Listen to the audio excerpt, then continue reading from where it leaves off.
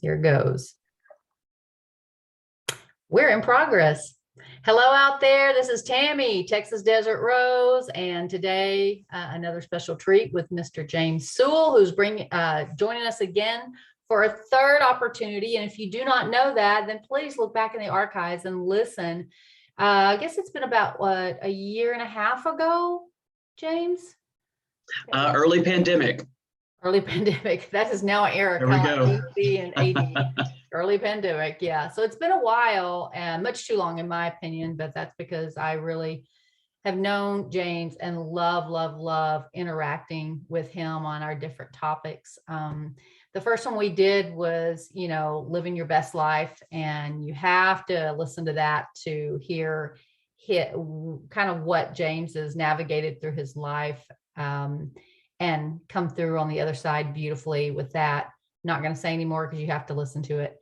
The second one was living a life in other cultures, I believe, that we did. Yep. And that's a whole another ball of wax. And he and I are readying to move from overseas home for a while. James is in Germany and I am in Korea, South Korea, for those who ask. Definitely South Korea. Moving home for a bit and see what's next on the page. So the topic that James, you and I talked about doing today is mental health in general and all that comes with. One of the biggest hot phrases that has come out of our still ongoing pandemic is mental health. I know from my side of the world, tarot counseling, we at one time didn't have enough clients and now we don't have enough therapists. I mean, like there's a waiting list at all times and we are looking for therapists to join us. And it's really hard to find because it's definitely the hot topic. So your experience, James, with that?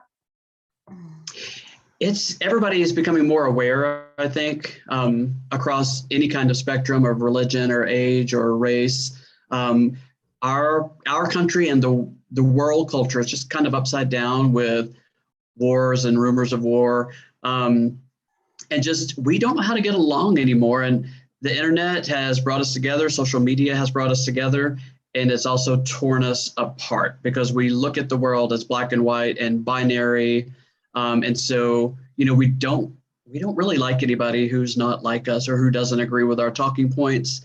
I'm saying that as a whole, but as individuals, it's tearing us apart because we know better. We know we're all connected. And I think that's the drive for therapy. Like, hey, let's go confidential, off the record, and talk about things because I'm pulled in different directions. I'm torn. Everybody's mad. Everybody hates each other right now. And it doesn't have to be that way. Let's figure this out. That's what I'm seeing. I'm really wondering, I love the food for thought and let's just discuss stuff, but I'm wondering if it's that we no longer know how to get along or we have so much access to all the hatred now through social media. I think it's for good and bad. I mean, to sit there and watch what's going on with Ukraine, it is very disturbing. And it's getting more of us to become more active and to give. And it's just really interesting. I wonder if that is a lot of the main difference too. I think easy access and continual access. Like somebody shared a meme, and there are a dime a dozen, but that our brain was not built, our minds were not built, our systems were not built to have 24-hour access to news. And like we see daily images of war and of poverty and of hatred. And in our country, the left hates the right and the right hates the left. And if you don't agree with me on this hot button issue, then you are evil, you are mean, you hate women, you hate gays, you hate poor people, you hate black people. And it's simplistic sound bites. Most of the people you and I know really aren't evil. They're not closed-minded bigots. They may get lumped in if they only get to choose A or B, left or right, then they may get lumped in with a bunch of people. And we've seen the movements, and they can be scary, they can be intimidating. but there are a lot of people that look like me and vote like me and think like me who aren't wonderful people. And there are a lot who are salt of the earth, do anything for you. And so we're lumping people into broad categories, and most of us don't fit that well into those And we categories. are on the side of being boisterous, to make a point, or not talking for fear of being put in a folder, one of the many folders. We are not talking to our loved ones if they disagree with us. And that's what I see over and over in counseling right now. A recent client told me, now you and I both know that I'm kind of on the same end of the spectrum as this guy. But he was like, my family is against me. They hate me. They don't want anything to do with me. And then I dug a little deeper. It's like they are in one political party. He's on another. I didn't tell him, but I happened to be in the same political party. And so I flipped it on him because I know red state people, conservative people, Southern, rural people. That's my culture of origin. And I'm like, tell me about your family being against you. Well, every time I'm over there, they bring up my politics. I'm like, okay, but God forbid, let's say you had a diagnosis, a terminal diagnosis that you developed cancer. Would your parents just abandon you because you didn't vote for Donald Trump? Of course not. They would. And then he hurt himself. I'm like, okay, so you're newly married. Let's say you welcome a child, their grandchild, into the world. Is your mom not going to scurry around to get all the aunts together for a baby shower and celebration? Is she not going to do that because they're for Trump and you're not? He's like, well, of course she would. I was like, okay, they are against your politics. You have, in your mind, outgrown them. You're woke. You're a 20-something. And you don't look at Jesus and politics and culture exactly the way they did. And that's hard for them because they thought they had raised you one way. And you've gone another way. And it's hard for you because you think these are salt of the earth, good people, and they have politics that you abhor. I was like, but they are not right. So they are not against right. They're not against you. They are not against you, the heart inside of you, the young man that they raised. They don't understand you anymore. And we're having a great dialogue, but that's one client, but that's a theme, especially with my 20 and 30 something year olds. That is a theme. Like, they have gone different ways from their family of origin, and they don't know where they're going, but they know it's not back there. They know it's not the small hometown where there's maybe anti-immigrant sentiment because they're working with immigrants, living next door to immigrants, maybe have married an immigrant. And so they can't speak that language. They can't tolerate it anymore, but they still love mom, dad, grandma, grandpa, who are, just Southern good old people who have not had to have the challenges to think like newer generations are thinking. Interesting. I think that my understanding is that is, the Gen X's, the Gen Z's, the Gen whatevers that have come to open our eyes to other options. And I know there's purpose in all of this. With the shakeup of the world, to get us to think out of the box, to get us to think about, the women marching, the Black Lives Matter. I mean, all the ones that everybody knows about. It's to get Right. you, even if you disagree, to go, I really need to consider what they're trying to say. And if there's any truth to it. What breaks my heart, and I'm sure yours too, is people that I see who are completely putting walls up and completely disowning, completely disconnecting from family, from friends. And I think I speak for both of us that friends can be as close, if not closer, as family. And absolutely, it's grief all over the place. So basically the theme that I run into, regardless of the age, regardless if it's military, non-military, adolescent, what have you, it is this grief process. It's grieving, trauma, loss. So to kind of, sorry, I cut you off. You're good. We like to have solidarity. We like to be able to gather with our closest friends and family and be on the same page. We all belong to this church. We all vote like this. We all think these people are preferable to those people. It's an ego trip. It can be pretty innocent. we both work with kids and adults. Like I go have fun with my fifth graders and enjoy life. And then my evening clients are adults who are going through things, who are voluntarily coming to counseling because they've got some stuff going on that they've got to process. A lot of it stems from childhood or early adulthood, but it's a problem in the now. And I love having the mix of both worlds. We need a strong ego. And so as we work with kids, we see them like forming and deciding who they are. And a lot of times, shocker, it's going to be very much like their parents. Maybe their own little twist on it and their own style, et cetera. But it's, when a fifth grader tells me how they vote, I automatically know how their mom and dad is voting, or one of their parents, the dominant one in their life is voting. It's very rare that you're going to get an original opinion. It's still cute. It's still fun. I'm still glad they're in the process. But by the time someone is an adult, they should, in our judgments, have their own opinions. But a lot of times our opinion is what our culture of origin is. The group of people we spend the most time with. So if we go to, let's say, an urban area of our country, and we ask someone just uninformed how they vote, how they see the world, they're going to reflect to you maybe what their church, what MSNBC says, what their social circle says.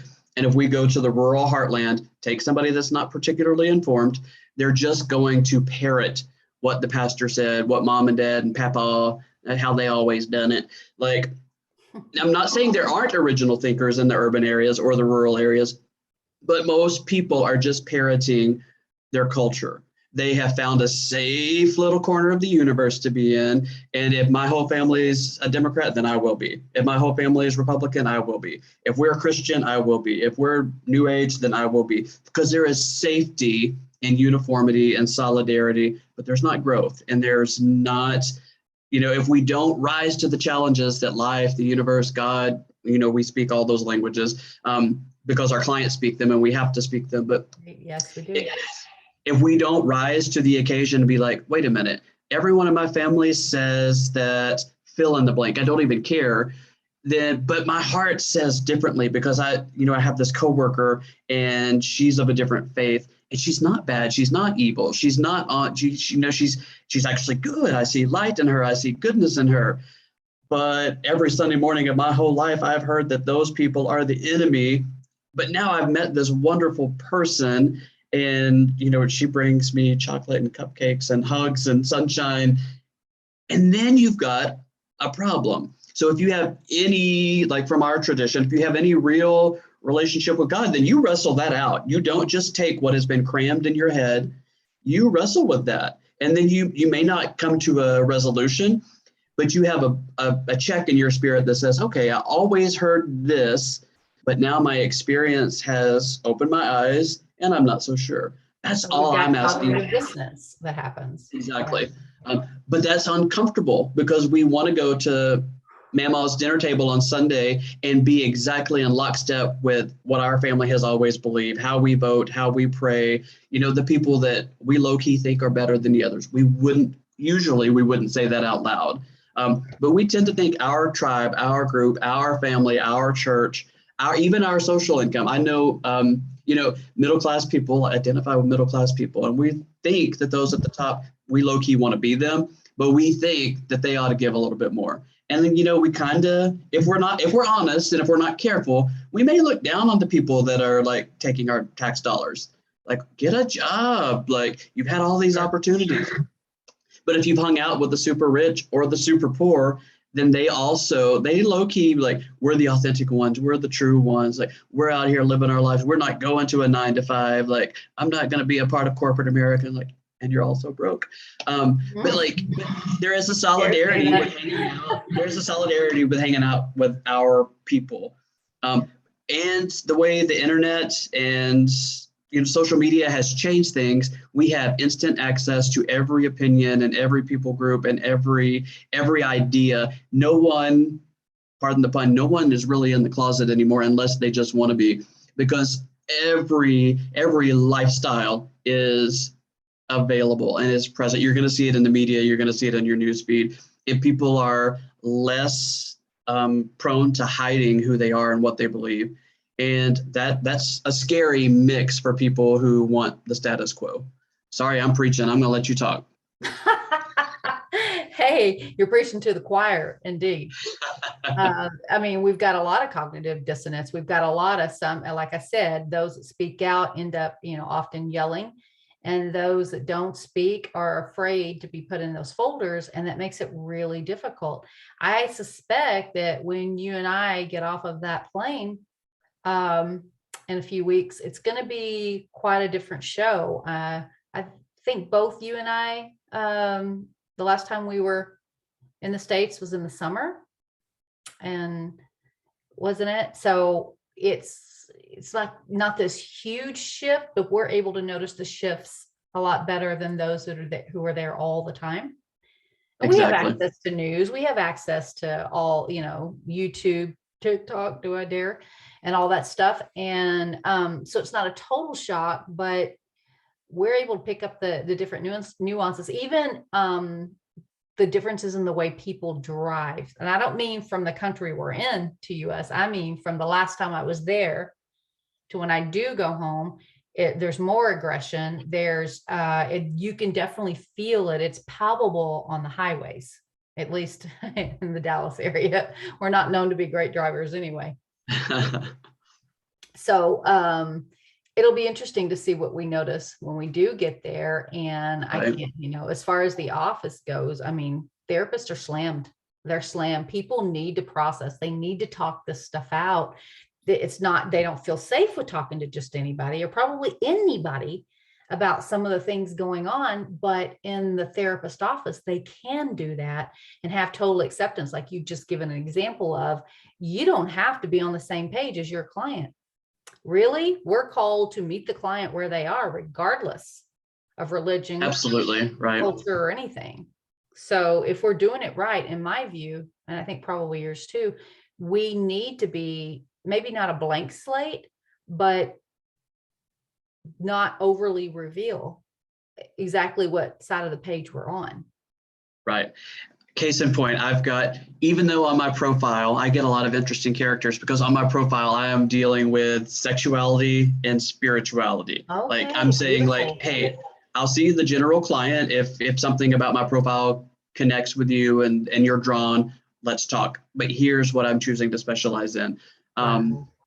And so even with like the LGBTQ friendly verbiage that I use, like I've got this, I have recently had, and I'll be as vague as I can. I'm licensed in multiple states and I'm working federal contract. So I've got people everywhere just to protect HIPAA. But I have a straight conservative, Republican, red state, Trumpaholic dad who is on his second marriage, or he's not married to his first spouse, and he's got a young adult child who has come out, and he doesn't agree and doesn't accept, and he talks to me as if I agree with him because he said something about faith one time, and I'm right there with him on the Jesus language. He started a verse and I finished it, and so he thinks like we're in lockstep.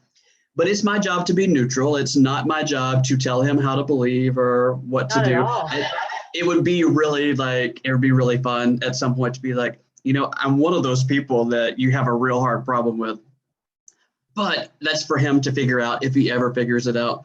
And so I am trying to love and serve him through that. And like we've explored how he feels. And I just challenge like, what do you think your daughter thinks? Like, have you had any indication that she walked away from the Lord, that she is abandoning your way of life? Like, do you feel like this isn't a personal attack against you and your faith and your politics and your family, and it's an embarrassment for you?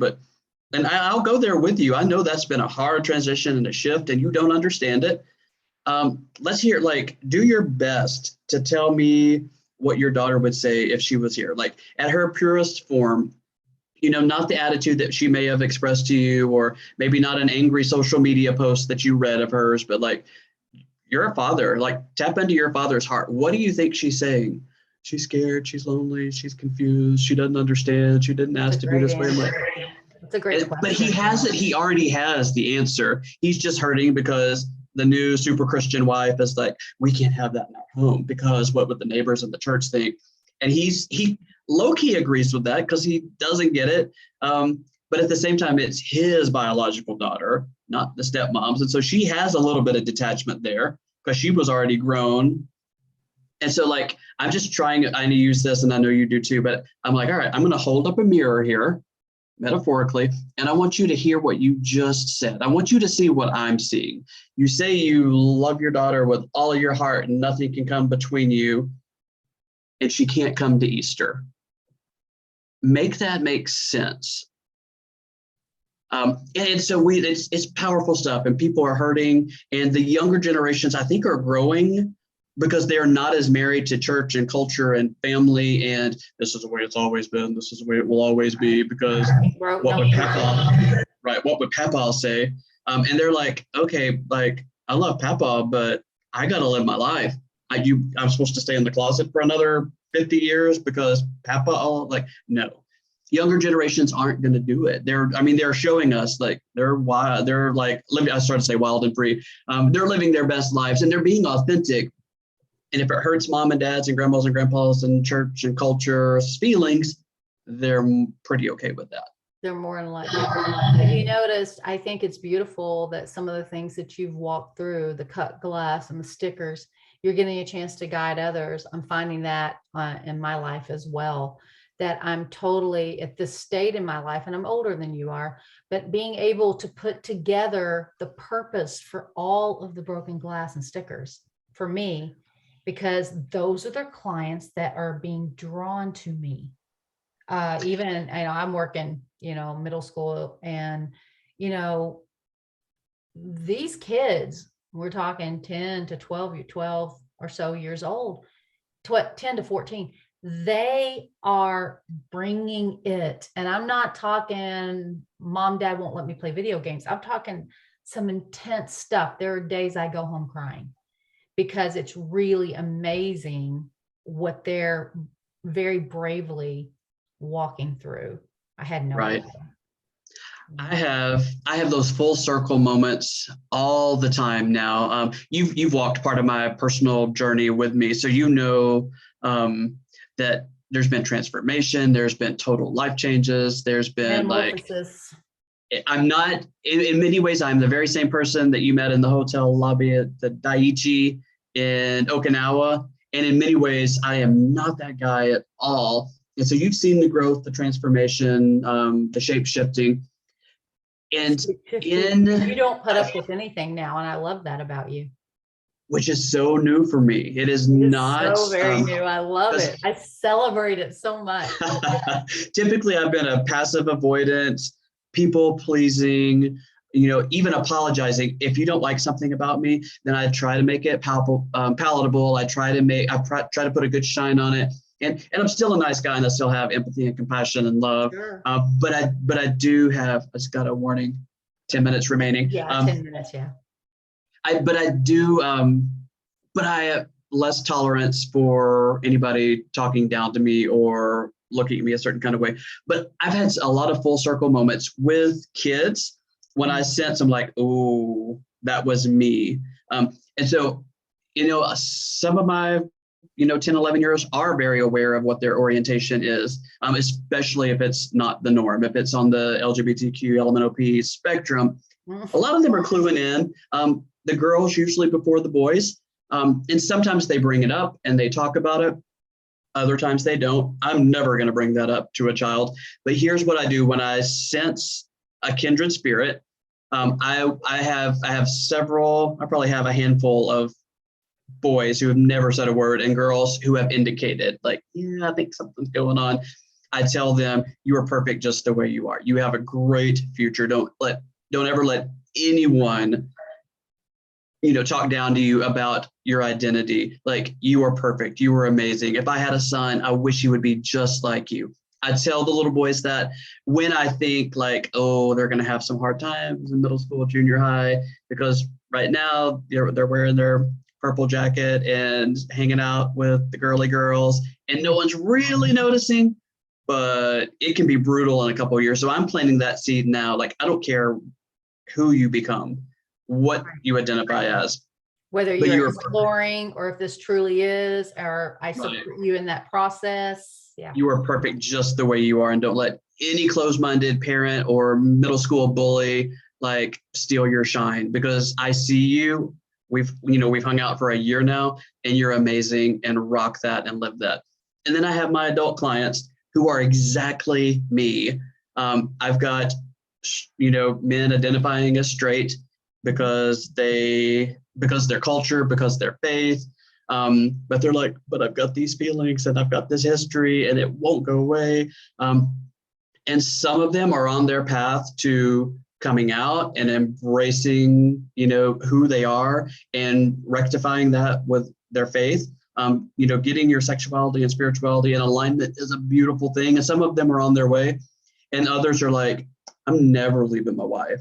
I'm never telling my parents, but I had to tell someone. Can you sit with me? Absolutely. I have no agenda for you to come out and explore and leave what you've built.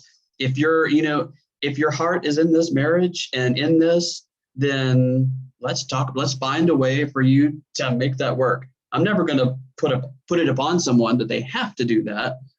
Anyway, all of that to say that it's come full circle. That Absolutely. I hope, and I know you feel the same way, I hope that for many people, especially clients who come for one-on-one work, that I am the person that I needed. And I know you are doing the same thing. You have become the person that you were looking for when you were fifth grade, 25, 35.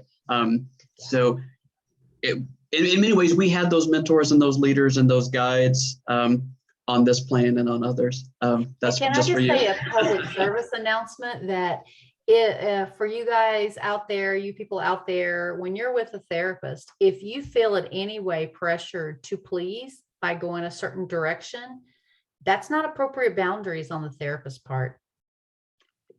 Run, don't walk, and find a therapist.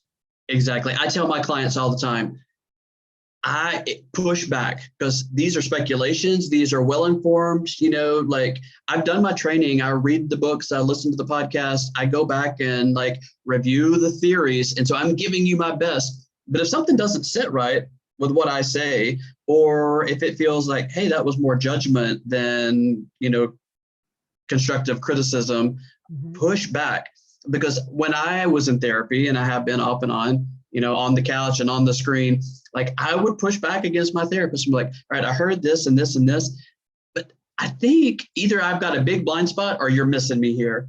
And that's where the growth is. And so I need my clients to push back. Like, hey, dude. That's actually my worst fear is if, one of my worst fears is if I'm misunderstanding or presenting a certain way and they don't necessarily have the ego strength or the confidence to say how they feel. Exactly. But it does take time. I mean, because a lot of clients come in untrusting for obvious reasons, never being able to speak their truth, for being shamed and degraded for speaking their truth. So for them to speak up in session and dare to disagree, especially at the age of 10 or whatever, right. I celebrate that so much. Absolutely. And other clients are too trusting, that they're carrying this load. And then here we are, and we've empathized with them and we see their situation so well, and they feel heard and seen and respected. And then we say something and they're like, well, it's got to be true because no one's ever understood me like that. I spent 45 minutes telling him my life story, and then he got it or she got it. And so now whatever they say must be the gospel. It must be the truth. So I watch for the very... Exactly. I watch for the very subtle, like, if they're hesitating, and I'll be like, hey, I just saw that. What was that thought that crossed your mind? Yes. Well, I mean, you're probably right. And I'm like, no, like I'm at not be, like I'm wrong a lot. But part of getting to right, if there is such thing as right, is I said this, you felt some kind of way, we checked in, and maybe right was in the middle, or maybe like, just as an invitation to explore, because sometimes when I paraphrase what they said back to them and it doesn't sit well, it is like, then we fine tune it. Well, it wasn't exactly that. It's more like this. And then that's where the beauty is. So even if we reflect and we get it 75%, then they get to help us get it to 100, and that's cathartic more for likely them. to return, which is ultimately what we want. Not necessarily return if they don't need to, but to continue their work. So we are quickly running out of time. I see that. Yeah, I think it's kind of cool that we had no idea where this was going to go, and it went a totally different area than I thought, and I loved it. What do you think, James? I had all kinds of other things that I thought we were going to talk about, and we didn't, and to be continued. But this is authentic and real and real talk. And that I love. I mean, I would love to have a James and Tammy series, you know? So Let's do it. Let's follow up. Yes, thank you, because we can talk until we're blue in the face and love every minute of it, I think. Absolutely. So thank you guys for joining us for podcast number 3, James. Good deal. And blessings, and reach out, Texas Desert Rose 1111 @gmail.com or Texas Desert Rose on Facebook. Thank you so much. Thank you, James. Thank you, Tammy T. See ya. Oh, I got to stop. There we go.